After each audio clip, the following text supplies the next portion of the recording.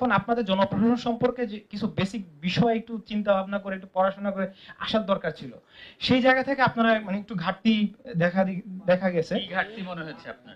মানে আমরা পড়াশোনা করে আসিনি মেহেদী ভাই, এই কথাটা আপনার বলা উচিত হলো না।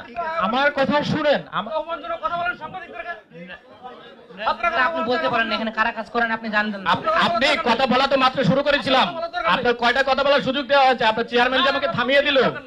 আপনি আগে তো বিতর্ক জড়াই গেছেন, আপনি কি জানেন? আপনার এই রাখেন, চুপ।